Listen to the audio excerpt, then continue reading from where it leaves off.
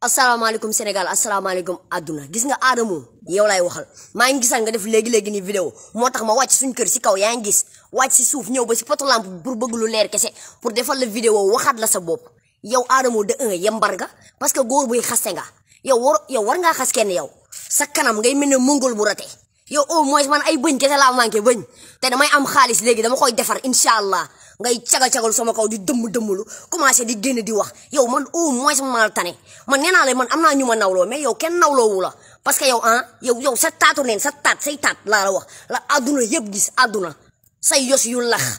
mel ne ay yow laxas sax la daax parce que laxas au moins fere na mais yow say yos mel ne carotte bu nëb mais ne batanse bu yàqu yow Adamo yow amoo loo wax kenn barki Seydina Muhammad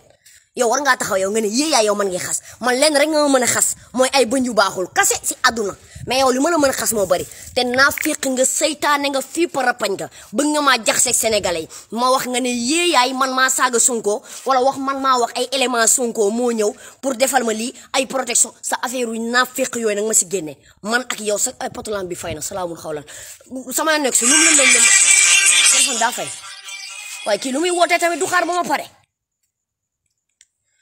fu ma tolloon sax booy fu ma tolloon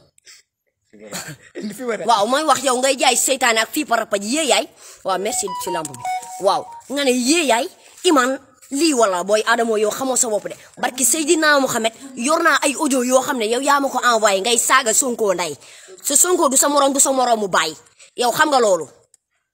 yow saaga nga fi xut bu saman saaga fi wàlliwu saaga fi ku ne saaga nga ku ne man mii sax suñ porteuse de voix bi man xale yi bëgg man porteuse de voix bi man influenceuse bi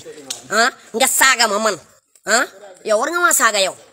saaga nga fi ku ne yow saaga nga fi ku ne saaga nga ko yow Adamo may wax yow ponkalam góor mu toll na yow man moo nekk lesbienne xanaa yow góor jigéen nga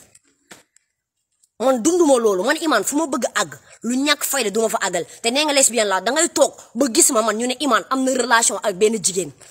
ñu taxaw dëggal suñu bopp man su may def dara lu ma nëbbul yàlla du ma ko nëbb mbindeef bu yàlla sàq mais man naa ko talul parce que dafa am fu ma bokk xam fi ma jugee xam fi ma tollu tey man mbirum lesbienne intéressé wu ma su ma intéressé woon fi ma toll nii dépassé naa ko mais barke alxuraani karim intéressé wu ma wax yambar bu toll na yow ngay taxaw fi naan da ngay xaste amoo leen loo def lu taxaw fi di daggasante di xaste yow yambar nga Adamo te barki Seydina Muhammad laa la waatal man ak yow buñ tasee ma def la